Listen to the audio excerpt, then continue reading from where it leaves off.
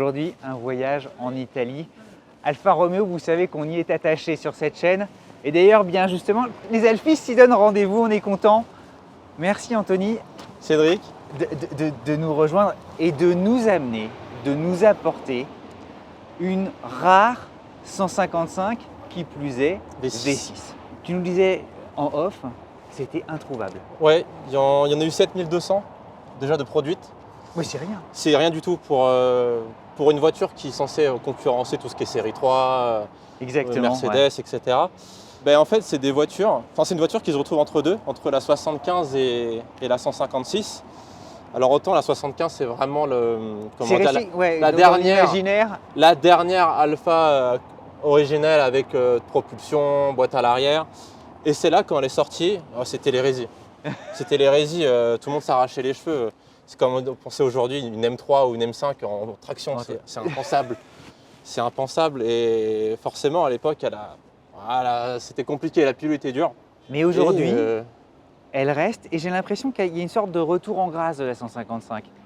En fait, c'est une voiture qui passe encore aujourd'hui assez inaperçue sur le marché parce qu'en fait, il n'y en a pas. C'est un peu un ovni. Mais en même temps, c'est une voiture qui n'est pas si oubliée que ça parce que c'est une voiture qui a marqué l'histoire en DTM et en BTCC. Oui, elle est en compétition. Ah oui, c'est la dernière. C'est la dernière Alfa à avoir vraiment marqué les esprits sur la piste. Ouais. C'est la toute dernière. Et alors, la tienne, elle est rouge, elle rutile. Donc le rouge, de toute façon, c'est... Elle a été repeinte. Elle n'est pas rouge d'origine. C'est pas très grave. Non, je la préfère. On a le droit de repeindre. On a le droit de repeindre. Ouais. Mais ce rouge, c'est tellement, tu sais, associé à Alfa Romeo. Et le fait que, justement, tu nous l'apportes, moi, je redécouvre en fait une voiture qui était moderne. Évidemment, traction avant, on va faire un peu abstraction, c'est pas très grave. Oui. Mais sa ligne, en fait, elle a quelque chose. Ouais. Certains lui avaient reproché à l'époque une forme de banalité, un côté un peu Fiat et tout ça, mais en fait… Elle reprend un peu le style de la 75 en la modernisant, mais c'est vraiment très unique parce qu'elle a vraiment l'avant écrasé par terre et les fesses relevées. Mais moi j'aime beaucoup, hein. Moi j'adore. C'est vrai. Alors, t'as quoi? T'as 25 ans à peine? 23. 23 ans. C'est ma deuxième Alfa, c'est mon C'est déjà ta deuxième Alfa Romeo? Ouais, parce que ma voiture principale c'est un Speeder 916 en 2 litres. C'est ma première voiture, je l'ai achetée à 21 ans. Et celle-là, à la base, c'est un accident, je n'étais pas censé l'acheter. Mais alors, raconte-nous, qu'est-ce qui te plaît justement dans la 155? Qu'est-ce que tu recherches? Moi, ce que j'adore, c'est déjà le style des années 90-80. C'est les E30, etc. Moi, les 190, Mercedes, j'adore ces voitures. Pour moi, le souci de ces voitures, elles sont excellentes. C'est des super voitures, mais c'est des voitures que tout le monde connaît. On arrive en E30, c'est des super voitures, mais on en voit souvent en fait. Ouais, c'est marrant. Pour les passionnés d'automobile, c'est quelque chose de courant. Ça, en fait, tout simplement, moi j'arrive à un rassemblement, à quelque chose comme ça, c'est un ovni. Il y a les gens de mon âge. Moi, quand je l'ai acheté, c'est la première fois de ma vie que j'en voyais une de série. J'en avais jamais vu. Pour moi, c'était que la version DTM que j'avais déjà vue à Rétromobile ou. Ah ouais, c'est marrant. Ah oui, tu en avais. J'en avais jamais vu. C'est la première fois que je voyais, c'était en face de l'acheteur. Et les gens, des gens de mon âge, quand je fais un rassemblement ou quelque chose comme ça, c'est probablement la première fois de leur vie qu'ils en voient une en fait. Et tu disais, ouais, ça a été très compliqué de la trouver. Oui. Alors raconte-nous. Parce qu'en fait, vu que c'est des voitures c'est des voitures qui ont souffert à l'époque, des voitures qui étaient jetées à la casse. Personne n'en voulait. Personne voulait rouler avec une voiture carrée début 2000 en fait. Fin 2005-2006. Non, mais c'est vrai, chaque nouveauté, quand une voiture sort, elle a une phase de traversée du désert. Ouais. Qui au bout de 10 ans, entre 10 et 15 ans, elles sont un peu au creux de la vague. Ça valait rien. Moi, quand je regardais par exemple sur les forums, quand je m'intéressais pour voir les pièces, tout ça, il y avait des mecs qui regardaient en 2005, ils les vendaient pour 900 €. Prenez-la pour 900 balles, sinon je l'envoie à la casse. Et la voiture est en bon état, elle est en état de rouler. Aujourd'hui, 900 €, on rajoute un zéro en plus. On redécouvre, moi qui l'ai connue lorsqu'elle sortait, on redécouvre sa modernité en fait. Ah ouais. Tu sens qu'on est proche du 21e siècle. Ouais. Des boucliers très enveloppants, ce qui était moi ça m'impressionne en fait. Et alors, ce gros béquet, c'était d'origine? Oui, ouais, il a été rajouté sur celle-là, mais c'était le pack sport en fait. Elle avait le pack sport était disponible en option. Ok. Il faut avoir cet aileron là. Il y avait aussi en Angleterre la version Silverstone qui commémorait en fait la victoire à Silverstone de celle-ci en BTCC. Du coup, il y avait un aileron à 3 pieds. Ok. Qui était un peu plus haut. Et moi, du coup, j'ai la lame avant Silverstone qui la rabaisse. Ah, mais d'où l'effet, ouais, très compétition. Oui. Et les jantes, elles étaient d'origine? Non, du tout. C'est l'ancien propriétaire qui les a mis. Moi, j'ai la voiture depuis pas longtemps. Mon but, c'est de lui mettre des jantes de Delta HF intégrales. Ah, c'est ça chouette. lui va comme un gant. Ouais, c'est des voitures qui se ressemblent et puis. Et avec des plateformes similaires et tout ça à l'époque. Oui, puisque celle-ci, c'est la V6. Le modèle au-dessus, parce qu'il y a le modèle au-dessus, la Q4, qui est sur la base de la Delta HF intégrale Evo 2. Et la HF intégrale, monument. Aujourd'hui, une Q4, minimum 20 000 €. Ça aussi entre 20 000 et 35 000 €. C'est plus cher qu'une GTA, ouais. Alors bravo parce que tu as poussé les choses jusqu'à lui mettre une immatriculation noire, mais ça veut dire qu'elle est collection? Oui, et surtout, ce qui est très rare, c'est encore plus rare, c'est que celle-ci a commencé sa vie en 92, donc la dernière année des plaques noires et des phares jaunes. Ok. Du coup, elle a les phares jaunes. J'ai pas envie de casser un phare, parce que du coup, c'est les optiques jaunes dessus. Introuvable. Et c'est introuvable, parce que du coup, c'est vraiment les premières versions qui ont ces optiques jaunes-là. J'adorais en fait. Je savais plus, tu vois, que c'était entièrement peint aussi ici. Vous voyez, les phases 2, c'est chrome. Hein, c'est beau. Les phases 2 passent en chrome. C'est super beau. Et les phases 2 ont la calandre qui rentre à l'intérieur, qui ont un nez de bulldog. Donc c'est une version française? Oui. Oui, elle est française. J'ai encore le bon de livraison dans la boîte à gants du transporteur. 6 cylindres, sa puissance? 166 chevaux. C'est le 12 soupapes, la base moteur de la GT V6. C'est la dernière à avoir eu cette plateforme, enfin ce moteur-là. Ce moteur-là. Avant le passage après aux 24 soupapes plus modernes. Et une idée des performances alors, ça faisait quoi? Ça faisait un 0 à 100? Ouais, en 8 secondes 7, 8 secondes 8. C'était un peu. Ça marchait comme une Golf 3 VR6 ou même une 325i par exemple. Et avec un joli moteur, puisqu'évidemment le V6 Alpha. C'est ma raison de l'achat, c'est quand l'ancien propriétaire a levé le capot, c'est bon. Il l'a démarré. Ah oui, t'as dit ok, c'est bon. J'achète, c'est bon. Est-ce que c'est indiscret de te demander le prix que tu l'as? Alors, je l'ai eu à un très bon prix, 8 500 €. Je suis à troisième main, elle a 154 000. Je l'ai acheté à 149 000 km. Non, elle est presque, ouais. Ce qui est un kilométrage en fait très faible pour ce type d'auto. Oui, parce que généralement, j'en ai vu une avec 300 000. Mais parce que là, actuellement, en Europe, à vendre, il y en a 7. En France, il y en a 0. Bon non mais t'as tout dit. Voilà, c'est des voitures qui sont tellement... C'est bien plus rare qu'une GTA ou que même une 75 V6. Hein. Parce que c'est des voitures qui avaient il y a une époque où elles avaient tellement aucun intérêt que les 7200 exemplaires ont fini à la casse. Là, il en reste, d'après ce que j'ai vu, d'après certains forums anglais, il y en a moins de 1000 en circulation. Et celles qui restent sont soit gardées précieusement, ou soit c'est les 6 ou 7 qui sont à vendre actuellement en Europe. Donc écoute, tu fais partie des gardiens en fait désormais. Moi je compte vraiment la mettre propre parce qu'elle est propre, elle est exempte de rouille. Ça c'est un truc qui est dingue sur ces voitures-là. En trouver une comme ça dans cet état-là, c'est rarissime. Et je compte vraiment la mettre plus en état, tous ces petits défauts, la mettre propre parce que elle est encore ancrée un peu dans les années 90, début 2000, les jantes, l'autoradio, tout ça. Mais ça va bouger. Bon, on monte à bord? Ouais. Tu nous emmènes?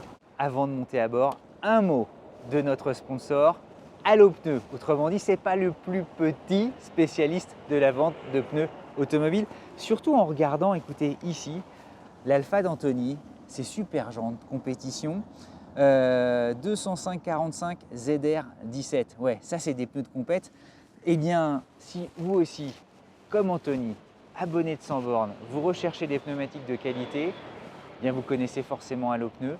Allez-y, nous-mêmes, on est utilisateurs, on les remercie parce que sans eux, évidemment, vous le savez, il y aurait probablement moins d'émissions sur 100 bornes. On retrouve tout de suite Anthony à bord.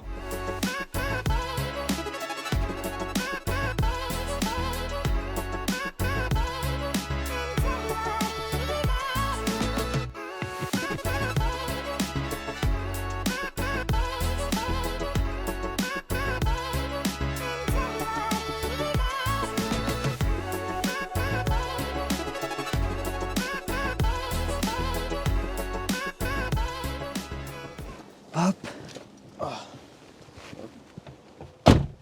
Les portes étaient un peu fines, mais en fait, en design et tout ça, ça reste...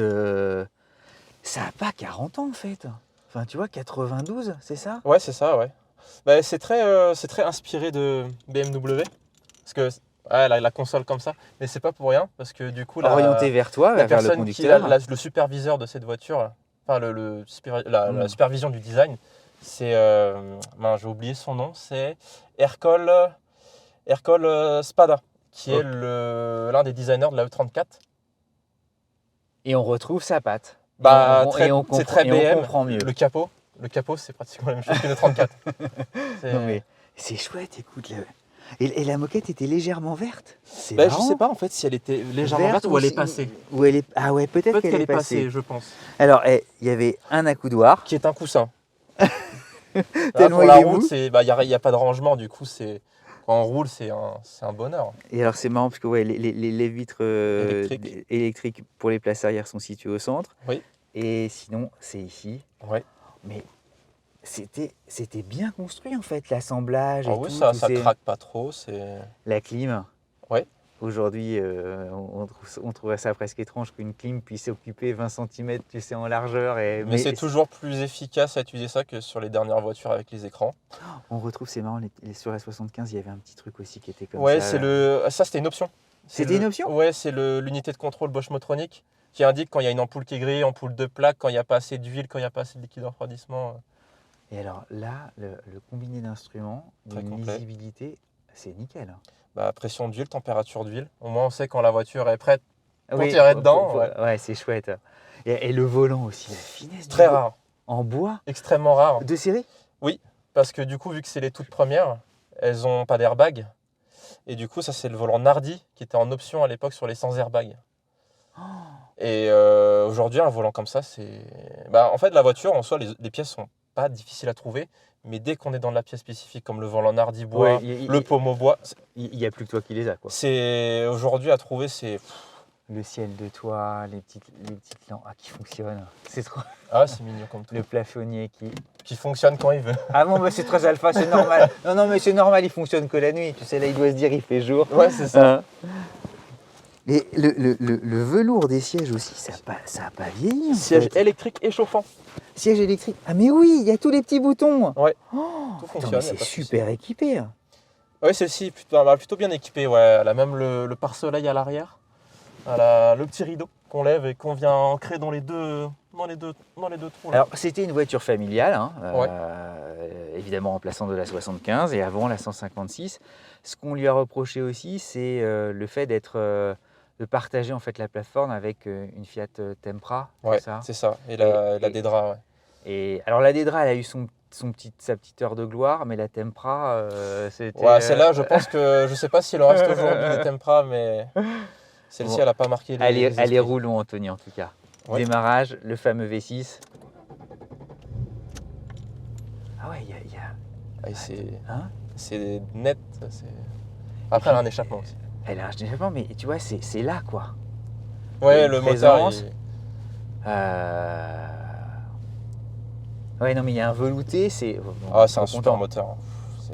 Le problème, c'est qu'en fait, on tombe accro à ce moteur. Allez, on roule. La boîte, ça a l'air d'être nickel, non ? Ah oui, c'est une boîte classique Fiat, mais qui fait son boulot. Pas de souci de fiabilité ni de... Parce que parfois, ce qui était reproché, tu sais, c'était justement la synchronisation. C'était pas comme une BM, tu sais, où tu as l'impression que c'était nickel. Ça, c'était les Alpha de l'ère 75. Ouais, de l'ère boîte de vitesse à l'arrière. Parce qu'en fait, la tringlerie était tellement longue que en fait, la boîte était très floue. Oui, c'est ça. Et là, la boîte, c'est une traction, donc forcément, il y a plus flou comme à l'époque. Le petit bruit et tout, il y a une voix un peu rugueuse, presque... Enfin, une voix grave. Et on va tourner à gauche. Voiture moderne, en fait. Ah oui, ça se conduit tout seul. ABS, direction assistée, tout ce qu'il faut. Moi, c'est pas... Tu sens la puissance quand même. Tu sens qu'il y a plus de 165 chevaux devant. Ouais, c'est largement suffisant. C'est une voiture qui pèse 1 tonne 340. Tu l'utilises au quotidien? Tu vas au... Non, parce que la consommation, elle est vraiment... avec minimum, je descends pas sous les 15 litres. Waouh! C'est... Ah oui, c'est un robinet ouvert. Même en faisant attention, tu vois... en fait, vu que c'est le 12 soupape, le tout premier RGT V6, c'est un robinet ouvert. C'est un robinet ouvert, c'est... Même à l'arrêt, elle consomme. Ouais, là en ville, on est autour des 25. Parce que... Ah oui, c'est en fait... Ah bah c'est un cadeau que tu nous fais en la présenter, on va te définir. Ah bah l'aiguille, elle bouge en temps réel. Non, l'aiguille bouge plus vite que le compte-tour. Hein, ouais, c'est ça. Oh là là, bah mon pauvre, écoute. Non, bah après c'est un plaisir. Alors tu l'utilises pour te balader, pour... Ouais, c'est ça, me balader. C'est ça, juste rouler tranquillement avec ou me faire plaisir sur la route avec le son du moteur. Anthony, tu as 23 ans. D'où te vient cette passion pour les Alpha? Alors moi, l'histoire est marrante. Mes parents, ils avaient une 33. Qui était la petite 75. Ouais, c'est ça, c'était la Golf d'Alpha. Et celle qui a succédé à l'Alpha Sud. C'est ça. De faire un résumé rapide. C'est ça. Et en fait, il y a un moment où la 33, le moteur, il a lâché. Le moteur a serré. Et la voiture dormait dans le jardin en attente de partir à la casse. Et moi, en fait, c'était mon terrain de jeu. C'est-à-dire que moi, j'explosais les commodos, les rétros, ils finissaient en vrac. C'est en fait, au lieu d'avoir un salon avec un tapis de jeu, moi, j'avais une Alpha 33. C'est drôle l'histoire. Ah oui, c'est marrant, ouais. Donc ça a été une partie de ton... Et mes parents, ils ont toujours la clé de la 33. Ils ont toujours, dans un petit pot, là où il y a les bijoux, les boucles d'oreilles, il y a toujours la clé de la 33 qui traîne. Et donc plus tard, tu te dis, je roulerai en Alpha? Pas forcément, non, pas du tout en fait. On tourne à droite, pardon. Excuse-moi. C'est pas ça, c'est que en fait moi l'Alpha justement c'est une marque que j'ai un peu perdu de vue. Quand j'étais jeune, moi j'ai toujours aimé les voitures. J'ai un peu perdu de vue cette marque. Et moi ce qui m'a fait, enfin où je me suis réveillé en fait, c'est quand j'ai vu la dernière Giulia en 2015 je crois, 2016. C'est qu'en fait moi je suis de Bretagne à la base, je suis de Lorient. Et les ambulanciers à Lorient, ils avaient la dernière Giulia en Veloce. Donc elles étaient blanches avec les jantes télédiales noires. Ils avaient ça? Ouais, avec les étriers rouges, elles étaient vraiment folles. Attends, mais c'est génial. Ouais, les ambulanciers de Lorient roulaient en Giulia. Un diesel, j'imagine, non? Probablement pour éviter de trop consommer. Je sais pas, c'est... Ah, ça freine, hein? Ah oui, ça freine. Ça freine bien. Ouais, et encore le maître cylindre est fatigué. Ah, tu sens que... C'est la pédale a tendance à s'enfoncer. Hein. Donc tu vois des ambulanciers à Lorient qui roulent en Alpha et tu te dis... Bah ouais, j'étais... Parce qu'à cette époque-là, j'avais même pas le permis. Enfin, c'était ma mère qui m'envoyait à l'école, tout ça, un truc comme ça. Et je voyais à chaque fois ces voitures qui passaient. déclencheur pour toi. Ouais, je fais, putain, mais qu'est-ce qu'elle est belle cette voiture! Par rapport à une Mercedes ou par rapport à une Audi ou par rapport à une BM. Comment elle sort du lot, c'est un truc de fou. C'est vraiment un... Et là, tu te mets à... Tiens, on fait le tour de la place et tu te mets à t'intéresser donc aux Alpha. C'est ça. Et comment on va tourner là-bas. Hein. Voilà, hop, et il y a la petite voiture sans permis. Et on va tourner, on va reprendre, on va longer l'avenue de Bretagne. Et comment tu te mets justement en quête d'une 155? Bah en fait, c'est qu'à la base, j'ai commencé avec le Speeder 916. Oui, c'est ce que tu nous as dit, ok, ouais. Et je me mets ici. Non, on roule. Et en fait, parce que j'avais quitté le jeune permis, je voulais un petit coupé, un truc sympa, quelque chose qui roule bien. Je me dis tiens, les Alpha, je regarde et là je vois le GTV ou le Speeder 916 qui est une caisse, une gueule de fou, Pininfarina, moteur de dingue. C'est extraordinaire. Twin Spark ou V6 Bousseau, je veux dire, comment que demande le peuple? Et là, je regarde les prix, je fais non, c'est pas possible, c'est des voitures qui, encore aujourd'hui, se trouvent à des prix ultra raisonnables, quoi. Et ça veut dire que la tienne, tu l'as trouvée? Je l'ai acheté à 5 000 €, mon Speeder, avec 160 000 km, noir, intérieur rouge. Ok. Elle fonctionne très bien, c'est ma voiture de tous les jours, je lui ai mis 30 000 km, la voiture, elle roule encore, pas de problème électronique ou que ce soit. Et donc tu te dis c'est super, les Alpha, ça y est, je suis content. Ah ouais, je suis tombé dans la sauce. Et il faut que je trouve une 155. Donc là, tu es devenu Obélix, tu es tombé... Non, même pas. C'est qu'en fait, après ça, je me suis dit, ce serait bien d'acheter une voiture économique, une petite Clio 2, une 206 ou voilà, un petit déplaçoir pas cher. Et en fait, tout simplement, la fameuse erreur des tout passionnés, c'est qu'on regarde sur le bon coin, on a toujours un petit onglet. Des voitures sympas qu'on regarde de loin. C'est moi là-bas, je voulais une 164, au-dessus. Génial, qui est très très belle. Hein. Je voulais une 164. Mais bon, voilà, je regardais vite fait, sans trop réfléchir. Et il y a un moment, je recherchais encore une petite voiture et là je vois, je regarde sur les pages des 155 parce que c'est des voitures qui sont introuvables en fait. Il y a toujours que des voitures en fin de vie ou peu intéressantes. Et là je vois une 155 V6 à vendre en France, je fais non. Et à 2 heures de chez moi, je fais au début je me dis non, c'est pas du tout sérieux parce que j'étais pas censé du tout acheter ce genre de voiture. Je voulais d'abord une voiture économique pas chère qui me sert tous les jours, voilà. Et là, mes potes, ils en ont marre. Je lui dis, la voiture me hantait. Je la voyais à chaque fois sur le bon coin. Je lui dis, non, c'est pas possible. Il faut que je l'achète. Et du coup, tu t'appelles le propriétaire, j'envoie un message. TGV et c'était parti. J'envoie un message, je prends ma voiture. Et déjà, il me voit arriver en Alfa. Et on fait le tour de la place par, tu vois, là-bas. Ouais. J'arrive en Alfa, il a adoré. Il voit un jeune en Alfa, il fait c'est super, il est content. Et puis j'essaye la voiture, j'écoute le moteur, je fais c'est bon, je pense que là… c'est pour moi, ok. C'est pour moi, du coup… On va retourner, tu vois, au CD le passage, là, on va tourner à gauche. Ici, hop. Et on va aller stationner, on va rejoindre Alain, comme ça on vous donne les coulisses et les cuisines de Sans-Bornes, qui est juste là-bas. Et donc il ne devait pas en revenir. En fait c'est marrant parce que sur l'affaire il y avait un autre jeune. Oui. Ouais, on était 2 jeunes sur l'affaire, sauf que lui il n'a pas pu l'acheter parce que la banque a refusé. Et jeune comme toi, genre une vingtaine d'années. Ouais. Ah, c'est chouette, ça veut dire que… écoute, je vais saluer mon fils qui a à peu près le même âge que toi, il regarde aussi des voitures de cette époque. Donc, ça c'est super. Après le problème c'est qu'il faut en trouver une aujourd'hui. C'est un ticket d'entrée, mais le ticket est sold out en fait. C'est ça qu'on dit, c'est que la voiture, en termes de prix, est raisonnable. Et heureusement que ta génération existe parce qu'elle va justement magnifier et redonner vie, tu vois, à des modèles qui étaient en fait… Donc je pense qu'à l'époque, on est passé à côté de leur attrait. Tu vois, voilà, pour de multiples bonnes raisons. Hein. Parfois, il y avait des concurrentes qui étaient un peu plus chouettes. Mais au fond, vous êtes là pour leur redonner vie. Ah ouais, c'est ça. Puis moi, je peux pas rouler avec des voitures plus modernes. J'aime pas les voitures modernes. C'est pas… Est-ce qu'on peut quand même dire que tu travailles pour un constructeur automobile? Oui. Oui. Donc c'est drôle. Tu vois, oui. Mais c'est-à-dire que la passion, elle est là. Mais la modernité n'est pas quelque chose qui me fait rêver plus que ça. J'ai du mal avec les voitures modernes. J'aime pas les écrans. Je préfère les compteurs. Alain, on va… moi, c'est pas mon truc, les voitures modernes. Ouais, tu nous ouvres le capot pour qu'on regarde le 6 cylindres. Mais merci Anthony, merci. Il n'y a pas de quoi. Le bruit assez mat, hein. Oui. Tu sens qu'elle est moderne. Ouais, pour il n'y avait pas ça sur les 75. On a l'habitude de se moquer, mais… Alors le capot est évidemment… Waouh, oh, propre, mais dans son jus. Un méga propre. C'était comme ça à l'époque et tout ça, c'était aussi… Moi, je l'ai nettoyé à la brosse à dents. Ah mais c'est magnifique. Oh, le moteur, oh là là. C'est une belle pièce. Ouais, mais tu dois être hyper fier. Ouais, parce que c'est pas une voiture qui est monstrueuse en termes de puissance, mais juste on lève le capot.